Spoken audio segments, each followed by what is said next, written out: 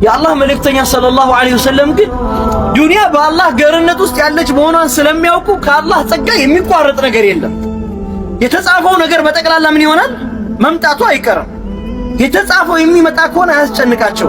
ወፊ ሰማኢ ሪዝቁኩም ወማ ቱዓዱን ይላል ቁርአን። ሪዝቃችሁ ያለው ከሰማይ ነው። ቀጠሮውን ጠብቆ ይመጣል። ሰው እኮ ቀጠሮ ነው የሚያበላሸው። ታውቃላችሁ፣ ቀጠሮ ነው የሚያበላሸው። አጭበርብሮ ለምሳሌ ሰው ገንዘብ ቢያገኝና ሀብታም ቢሆን መጀመሪያውንም ያገኘው ገንዘብ እና ሀብቱ የተጻፈ ነበር፣ የተጻፈ ነው። እንደሚመጣ እርግጠኛ ነው። እሱ ያበላሸው መንገዱ። በሐላል ቢሰራ ኖሮ ይመጣ ነበር። ለምን? ሪዝቅ ከማን ነው? ከአላህ ነው። ወፊ ሰማኢ ሪዝቁኩም ወማ ቱዓዱን አለ። ቀጠሮውን ጠብቆ ይመጣል። ሐሳብና ጭንቀት ለምታበዙ ሰዎች ከአላህ ሱብሓነሁ ወተዓላ አንድ መልእክት አለላችሁ። አላህ ሱብሓነሁ ወተዓላ በሱረት ዩሱፍ 21ኛው አያ ላይ እንዲህ ይላል፣ ወላሁ ጋሊቡን ዐላ አምሪሂ ወላኪነ አክተረ ናሲ ላ ያዕለሙን።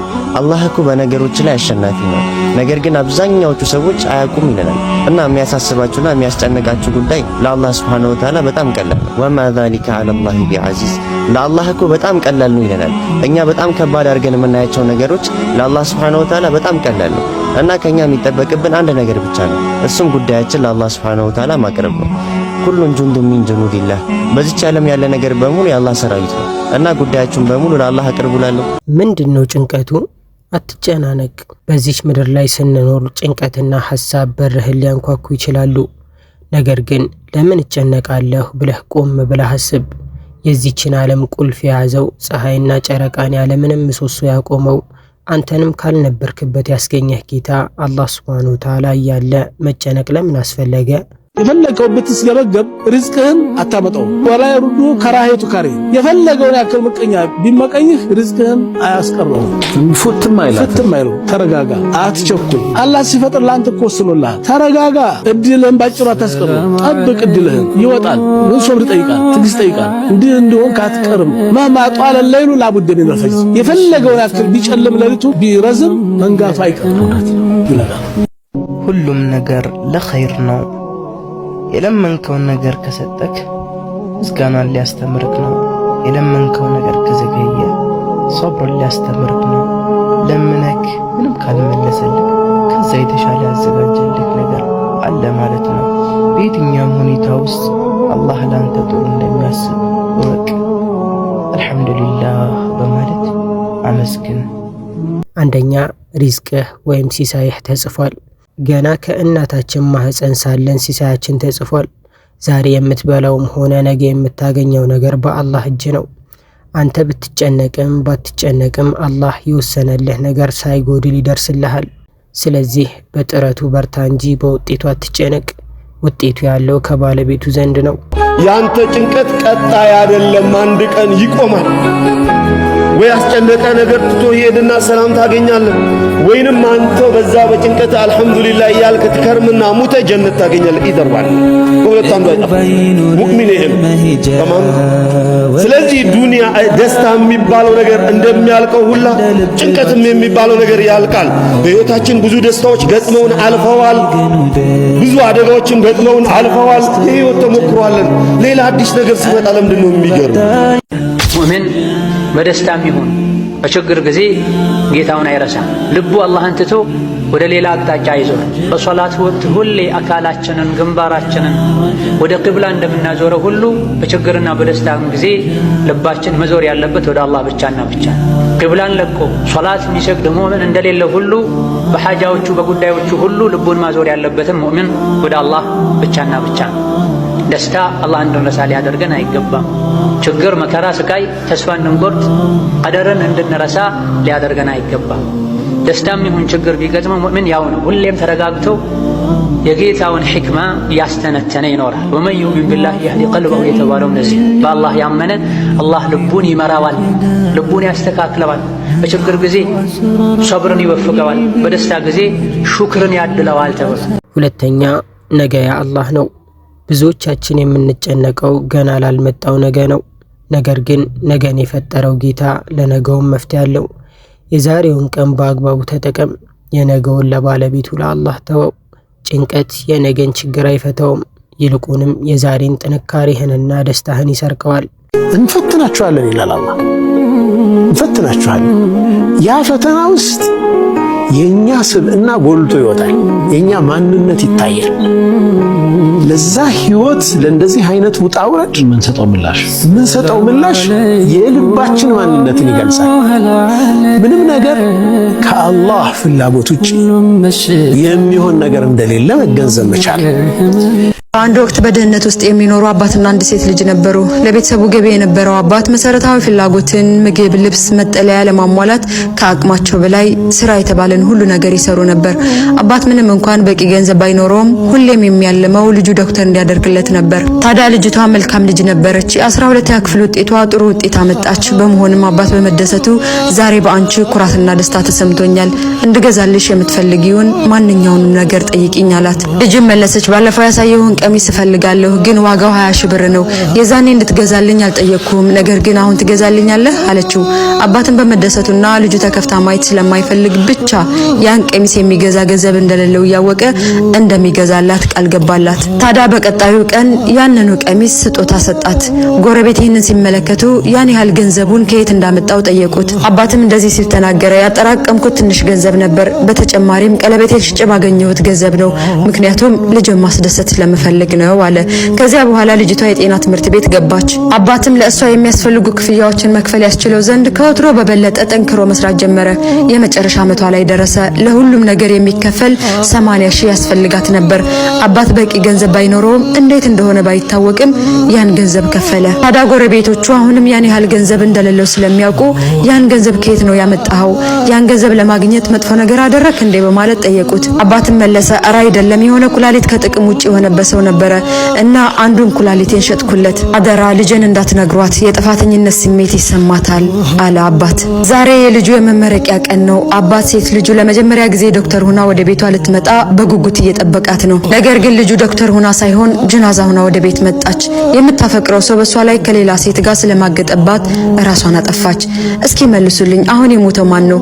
እሷ ወይስ አባቷ? በተለይ አባቷ የሞት ሞት ነው የሞተው። ታዲያ ከአንድ ዓመት በኋላ አባት ግቢ ውስጥ በተቀመጠበት የልጁ ጓደኛ ትገባለች። እሷም ሰላምታ ካቀረበች በኋላ አባት እንድትቀመጥ በመጋበዝ ፊትሽ አዲስ አልሆነብኝም አላት።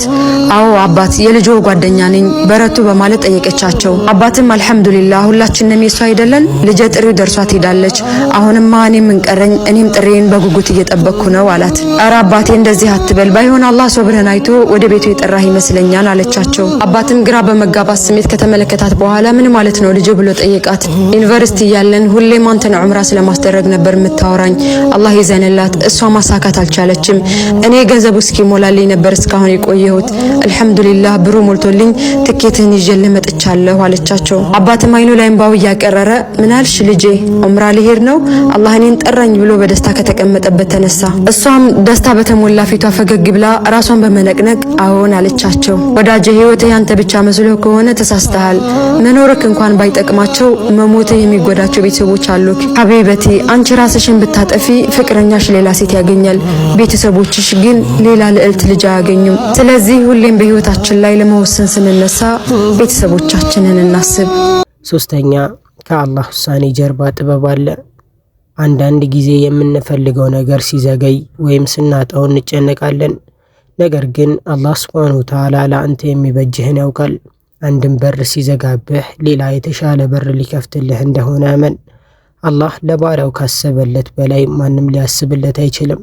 የርዝቅ በር የተዘጋጋበት ሰው፣ በህይወቱ ደስታን ሰላምን ያጣ ሰው ወደ አላህ ይመለስ። መን አራደ ሰዓደተ አልአብድያ ፈልየልዘም ዓተበተ አልዑቡድያ ብላ ሸይኹል ኢስላም ተይሚያ ረሕመቱላሂ ዐለይህ። ቋሚ ቀጣይነት ያለው ደስታን የፈለገ የባሪያነትን ደጅ ይጥና ብላ። ሁሌ ለአላህ ባሪያ ሲንቀሳቀስ፣ ሲቆም፣ ሲቀመጥ፣ ሲሄድ፣ ሲመጣ፣ ሲሰጥ፣ ሲቀበል፣ ሲያይ፣ ሲሰማ ባሪያ መሆኑን ይወቅ። ባሪያ ያለ አለቃው እንደማይንቀሳቀሰው አለቃው ያልፈቀደለትን ነገር እንደማያደርገው እኔም የአላህ ባሪያ ነኝ። ማየው ነገር አላህ ይፈቅዳል አያለሁ፣ የምሰማው ነገር አላህ ይፈቅዳል አይፈቅድም አቆማለሁ።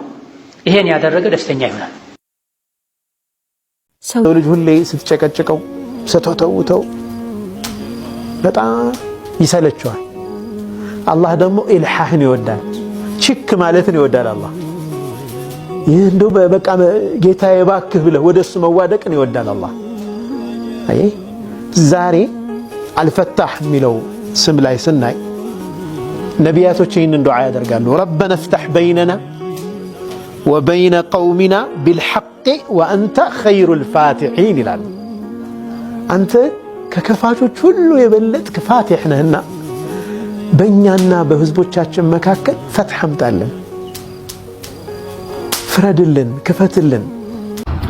አላህ እንደው አለሁላችሁ አይዟችሁ በርቱ ማለት የማይሰለቸው ጌታ አላህ ነቢዩላህ ኑሕን ዓለይሂ ሰላም ፈኢነከ ቢአዕዩኒና ይላቸዋል። ያ ኑሕ 950 ዓመት ሙሉ ዳዕዋ አድርገህላቸው ከዛ ሁሉ ዓመታት በኋላ አንቀበልህም ብለው በገፉ ማህበረሰብ ውስጥ ብቻህን ብትሆንም ሐታ ሌላውን ተው የገዛ ልጅህ እንኳን አልቀበልህም ብሎ ሲገፋ ብቻህን ብትቀርም ድርጊቶች የምታረጋቸው እንቅስቃሴዎች በሙሉ ግን የኛ እይታ አለባቸው። ፈኢነከ ቢአዕዩኒና እኛ እኮ እንመለከተሃለን ይላቸዋል አላህ ሱብሓነሁ ወተዓላ። ቤተሰቦቻቸው ገፍተዋቸዋል፣ በጓደኞቻቸው አልታመኑም፣ ብቻቸውን ናቸው ብሎ ብቻችንን የማይተወን ጌታ አላህ። ለዚህ ነው ኢዛ ሰሐ ሚንከል ውዱ ይላሉ። ጌታዬ ከአንተ ጋር ያለኝ ነገር ከተስተካከለና ካማረ አንተ ከወደድክልኝ ፈልኩሉ ሀይን ሁሉም ነገር ተራ የተራ ተራ ነው ይላሉ። ወኩሉ ለዚ ፈውቀ ቱራቢ ቱራቡ አፈር ላይ ያለ ነገር በሙሉ አፈር ነው ይላሉ። ያ ሰላም። አራተኛ መፍትሄው በእጅህ ነው። ጭንቀት ሲወጥርህ ወደ ጌታህ ተመለስ። በሰላትህ ላይ ረዘም ያለ ሱጁድ አድርግ። በልብህም ያ አላህ ጉዳይን ላንተ ሰጥቻለሁ ተወከልቱ አለላህ በል። ቁርአን ቅራ። ምክንያቱም አላህ እንዲህ ብሏል። አላህን በመውሳት ልቦች ይረጋጋሉ። የሆነ ጊዜ አንድ ሰውዬ እንቅልፍ ተኝቶ ሳለ የቤቱ ግድግዳ ፈርሶ ሊጫነው ሲል አጅሬ ሸይጣን በሰው ይመሰልና ይመጣል። ከዛም ይህ የተኛውን ሰው ተነስ ግድግዳው ሊወድቅብህ ነው ይለዋል። ታዲያ ይህ ሰውዬ በፍጥነት ይነሳና ያመልጣል። ከዛም ተነስ ያለው ሸይጣን መሆኑን ሲያቅ እንዲህ ብሎ ጠየቀው፣ ቆይ አንተ ሸይጣን ሆነህ ሳለ ከመቼ ወዲህ ነው ለሰው ልጅ ጥሩ ማሰብ የጀመርከው አለው። አጅሬ ሸይጣንን በመሳቅ ምን ቢለው ጥሩ ነው፣ እኔ ላንተ ጥሩ አስቤልህ ሳይሆን ግድግዳው ወድቆብህ ብትሞት ሸሂድ ልትሆን ነው። ሸሂድ ከምትሆንማ ባድንህ ይሻላል ብዬ ነው የቀሰቀስኩ አለው። አዑዙ ቢላሂ ሚነሽ ሸይጣን ረጂም። አላህ ሁላችንንም ከሸይጣን ተንኮል ይጠብቀን። አላሁማ አሚን። አንድ ባሪያ እኮ ለአላህ በጣም ቅርብ የሚሆነው ስጁድ ላይ ሲደፋ ነው። በተከበረው ግንባሩ አፈር ላይ ሲላተም ነው።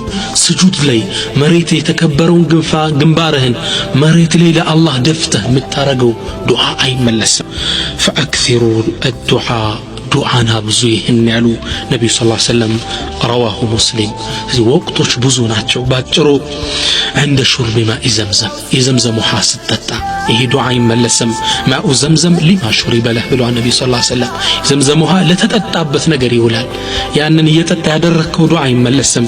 የውም ዓረፋ የዓረፋ ቀን የሚደረግ ዱዓ ለይለቱል ቀድር ረመዳን ላይ ያለችው ሌሊት ሸህሩ ረመዳን ወር عند الإفطار ستافطر صومه له ربو ستافطر بتسبروا لب برهب قون متارقوا صولة يملسم عند كعبة لطواف يدرك عند الطواف وعند ختم قرآن دا ختم كم يدرك دعاء في السفر من قدوت رهاب صحي ينقلاتا متارقوا دعاء يهم أي ملسم يلالو نبي صلى الله عليه وسلم አንድ አባት እንደዚህ ሲሉ ለልጃቸው ምክር ለገሱት። ልጅ ሆይ ምኞት የቆም ህልም ነው። ችኮላ የትዕግስት ጥላትና የጠባባት ነው። ትዕግስት ተደብቆ ቆይቶ ድል ማድረጊያ መሳሪያ ነው። መከራ ጸባይን ማረሚያና የሥራ ማነቃቂያ ጥበብ ነው።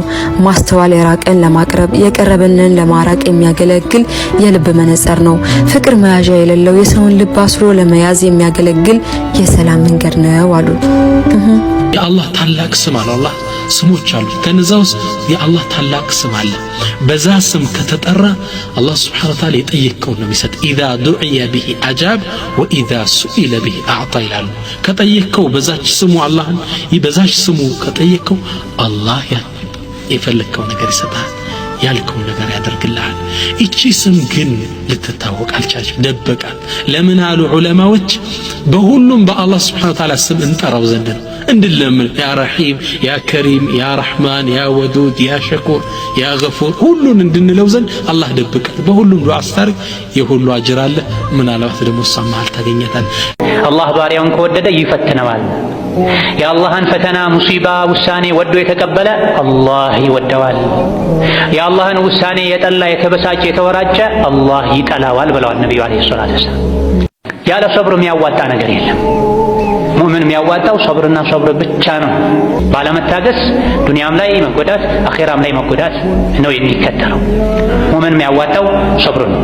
ሰብር የሙእምን ችካሉ ነው ተብሎ አላህ እውቀት ማምለጥ የለም። ከአላህ እይታ የምንሸሽበት መንገድ የለም። ይህን መረዳትህ ወደ ተቅዋ ይመራሃል። አላህ እኮ እያየኝ ነው፣ ይህ የምሰራውን ስራ አላህ ያየኛል ስትል ከወንጀል ትጠነቀቃለህ። አላሁ ስብሓነሁ ወተዓላ የቁሉ ፊል ቁርአን ላይ ምን ይላል? ألم ترى أن الله يعلم ما في السماوات وما في الأرض أتاكم عند الله سبحانه وتعالى بمريتم بسماء يالن نجر اندمياك ما يكون من نجوى ثلاثة إلا هو رابعهم سوسوچكو تكمتو አያወሩም الله አራተኛቸው ቢሆን እንጂ الله አብሮሃል ባዶ ቤት ዘጋ ولا خمسة إلا هو سادسهم أمست ما يهونم سدستياتشو الله بيهون انجي ولا أدنى من ذلك ولا أكثر إلا هو معهم أينما كانوا الله سبحانه وتعالى كسوستن بلا يهونو كسوستن بتاتش يهونو يفلقون هالسو تسبسو يورا ويم هلا سو بتشاون ما عند سو يورا الله معهم أينما كانوا الله أبرواتشونو بوقتو بتببو بتشلوتو الله يتكتاتلاتشو ودون دمي ይህች ዓለም ወይም ዱንያ ለጭንቀት የምትበቃ አይደለችም። ሁሉም ነገር ያልፋል። ደስታውም፣ ሐዘኑም፣ ጭንቀቱም። ዛሬ ትልቅ መስሎ የታየህ ችግር ነገ ታሪክ ይሆናል። ስለዚህ በትዕግስት ቆይ፣ በዱዓ በርታ፣ ፈገግታህንም አትጣ። يقول النبي صلى الله عليه وسلم ነቢያችን ምን ይላሉ? ሶላዋት እያወረዳችሁ ነው ሰለላሁ ዐለይሂ ወሰለም ምን ይላሉ? أقرب ما يكون العبد من ربه وهو ساجد አንድ ባሪያ እኮ ለአላህ በጣም ቅርብ የሚሆነው ስጁድ ላይ ሲደፋ ነው። በተከበረው ግንባሩ አፈር ላይ ሲላተም ነው። فأكثروا الدعاء ዱዓና ብዙ ይህን ያሉ ነቢዩ ሰለላሁ ዐለይሂ ወሰለም ስጁድ ላይ መሬት የተከበረውን ግንባርህን መሬት ላይ ለአላህ ደፍተህ የምታረገው ዱዓ አይመለስም። አይውላችሁ ሀጃ ሲኖረን እጃችንን ወደ ላይ በማንሳት ብቻ አይደለም አላህ የሚለመነው ለአላህ ብቻ ብለን የምናደርጋቸው መልካም ነገሮችም ጭምር አላህ ይለመናል። የበደለንን አፉ በማለት ለወላጆቻችን መልካም በመዋል ሶደቃ በመስጠት የቲምን በማስታወስ የተቸገረን በመርዳት ሰውን ወደ መልካም ነገር በመጣራት ከመጥፎ ነገር በመከልከል ግራ ለገባው መፍትሄ በመስጠት ቁርአንን በመቅራት ሰዎችን ከጭንቀት በመገላገል ዚክርና እስትግፋር በማብዛት በሰዎች ነፍስ ውስጥ ደስታን በመዝራት ለሌላ ሰው ዱዓ በማድረግ ስለ አላህ ባሮች በመጨነቅ ተውባ በማድረግና በመሳሰሉ ደጋግ ስራዎች ሁሉ ወደ አላህ በመቃረብ አላህ ይለመናል። አህባቢ ፊላ ችግር ሲገጥማችሁ መከራ ሲያገኛችሁ ስትታመሙ ግራ ሲገባችሁ የሆነ ነገር ሲያሳስባችሁ አላህን በልባችሁ አውሩት። መልካም ስራዎችን በመስራት ለምኑት። መልካም ቃል ሶደቃ ናት። ድብቅ ሶደቃ የአላህን ቁጣ ታበርዳለች፣ የታመመን ትፈውሳለች። መልካም ስራ ከክፉ ኻቲማም ይጠብቃል። ጌታህ አላህ ካንተ ጋር ነው፣ አይዞህ አትጨነቅ። ከእያንዳንዱ ችግር ጋር ደስታ ወይም ምቾት አለ። የሰው ልጅ ሆይ አንተም ትፈልጋለህ፣ እኔም ፈልጋለሁ፣ እኔ የፈለግኩት እንጂ አይሆንም ይላል አላህ ተባረከ ወተዓላ። እኛ የምንፈልገው እኛንም የሚጎዳ ብዙ ችግሮችንም የሚያስከትል ሊሆን ይችላል። ባሪያዬ ጤንነትን ይፈልጋል፣ እኔ ግን ሁሌ ጤነኛ ሆኖ መኖር ለሱ እንደማይበጅ ስለማቅ እንዲታመም አድርገዋለሁ። ባሪያዬ ሀብትን ይፈልጋል፣ ሁሌ በሀብትና በድሎት መኖር ለሱ እንደማይበጅ ስለማቅ አንዳንዴ እንዲያጣ አድርገዋለሁ። ከባሮች ውስጥ ደግሞ ሀብት እንጂ ጤነኝነት እንጂ ለሱ ማይሆነው እንዳላቅና በሀብት እንዲኖር በጤንነት እንዲኖር አድርጓለሁ ብሏል። አንዳንዶች ሁሉን ሲያገኙ የሚናገሩትን የሚያደርጉትን አያውቁ። ስለዚህ አንዳንዴ አደብ እንዲይዙ ያዝ ያደርግባቸዋል። ሌሎች ደግሞ የፈለጉትን ቢያጡ ለቅጽበት አይቆዩም። ከአላህ የሚያጣላቸው ከዲን የሚያወጣቸው ነገር ውስጥ ይገባል። እነሱን ለማስታመም ሁሉን ነገር ሊሰጣቸው ሊያደርግላቸው ይችላል። እያንዳንዱ ስራው በሕክማ የተሞላ። ሐሊመቱ ሳዕድያ ከዕለታት አንድ ቀን ጡት አጥብታ የምታሳድገው ልጅ ፍለጋ ከሷ መሰል መተዳደሪያቸው ይህ ከሆኑ ሴቶች ጋር ወደ ቁረይሾች ለመሄድ ትወጣለች። ሌሎቹ ለመጓጓዣ ፈጣን የሆነች አህያ አግኝተው ፈጥነው ወደ ቁረይሾች በመሄድ በገንዘብ የሚረዳቸው አባት ያላቸውን ህፃናት በመምረጥ ወሰዱ። ታዲያ ረሱላችን አለይሂ ሰላቱ ወሰላም ከነዛ ህፃናቶች ውስጥ ቢኖሩም አባት ስለሌላቸው የቲም ስለሆኑ ጥቅማ አናገኝም በማለት ማንም አልወሰዳቸውም ነበር። የሐሊመቱ ሰዓዲያ መጓጓዣ የነበረችው አህያ ደካማ ስለነበረች በመጨረሻ ወደ ኋላ ስላስቀረቻት ምንም ልጅ አላገኝሁም ብላ ስጋት ላይ ነበረች። እንደደረሰችም ሌሎቹ የቲም ነው ብለው የተውትን ለዓለማት ዝነት የተላኩትን ነቢይ አሽረፈል ኸልቅ አገኘች። ገና ስታያቸው ጀምራ ልቧ ለእርሳቸው ራዲ ሆነ፣ እጅጉን ወደደቻቸው። ሐሊመቱ ሰዓዲያ ረሱል አለይሂ ሰላቱ ወሰላምን ወሰደቻቸው። ከሷ ጋር መኖር ጀመሩ። ቤቷ በበረከት ተሞላ። የምትፈልገው ሁሉ ይሳካላት ጀመር። የባሏ ሁኔታ ተስተካከለ። ብትዘገይም ትልቅ የሆነ እድል ተጎናጸፈች። ከዱንያ አልፈውም ለነገ ጀነት ሰበብ ሆኗት። ዛሬ ጁምዓ ነው። በረሱል አለይሂ ሰላቱ ወሰላም ላይ ሰላዋት እናውርድ። አላሁመ ሰሊ ወሰለም ወባሪክ ዐላ ነቢይና መሐመድ። በስከ መጨረሻ ማህባቢ ፊላህ ስራ፣ ስኬት፣ ሪዝቅ፣ ትዳር በአጠቃላይ ቢዘገይም ልጅ መውለድ በህይወትህ ውስጥ ያሉ ብዙ ፍላጎቶች፣ ህልሞች ቢዘገዩም ገደብ አበጀህለት እይታ ታነባለህ። ነገር ግን በዚህ ህይወት እናንተ ከምንም ነገር አልዘገያችሁም። ምንም ነገርም ከናንተ አልዘገየም። አላህ ለናንተ የመረጠው ነገር ጥሩ ቢሆን እንጂ ወላሁ ያዕለሙ ወአንቱም ላ ተዕለሙን። አላህ እናንተ የማታውቁትን ያውቃልና። ከዳሊክ አብሽሩ ለማለት ያክል መቼ እንደሚሞት የሰው ልጅ ያውቃል። ደካማ ፍጥሮች ይሆናል። የት እንደሚሞት ማያውቅም። ወላ ከይፈ ይሞት፣ እንዴት እንደሚሞት አያውቅም። በጥይት ነው የሚሞት፣ ታሞ ነው የሚሞተው፣ መንገድ ላይ ነው የሚሞት አያውቅም። እውቀቱ ውስንነት፣ የኃይሉ ውስንነት ምንም እንደማያውቅ ደካማ መሆኑን ሲረዳ አላህ ሱብሓነሁ ወተዓላ ይደግፋል፣ በትክክል ይረዳል። ወዩቂኑ ሐቀል የቂን እውነት ይላል በእርግጠኝነት አላ ሐውለ ለሁ ወላ ቁወተ ኢላ ቢላህ በአላህ እንጂ ምንም ኃይልም ብልሃትም እንደሌለው ይረዳል። ራስ ግን እኮ ወላሂ በትክክል ስታሰነትነው እንዴት ደካማ ፍጡር እንደሆንክ ትረዳለህ። ትንሽ ኪሎ ሜትር ትደክማለህ፣ ታለከልካለህ። ከደካማነት የተነሳ ኃይል ለማግኘት እንቅልፍ ካልተኛ ኃይል አታገኝም። ወድቀህ ነው እንቅልፍ እዛው ደፍቶ ከዛ ኃይል እንደገና ይዘህ የምትነሳ። ደካማ መሆኑን ሲያውቅ ሌሊት ተኝቶ ይጠብቀው ወደ ነበረው አላህ ሱብሓነሁ ወተዓላ መጠጋት እንዳለበት ውስጡ ይረዳል። እዚህ ቻናላችን ላይ የምንለቃቸው ቪዲዮዎች ከተመቻችሁ ሰብስክራይብ ማድረጋችሁ እንዳትረሱ። ከ70% በላይ ያላችሁ ሰዎች ሰብስክራይብ ሳታደርጉ ነው እየተመለከታችሁ ያላችሁት። ሰብስክራይብ አድርጉ። እንዲሁም የቴሌግራም ቻናል ሊንካችንን ኮሜንት ላይ አስቀምጥላችኋለሁ፣ ገብታችሁ ፎሎ አድርጉ።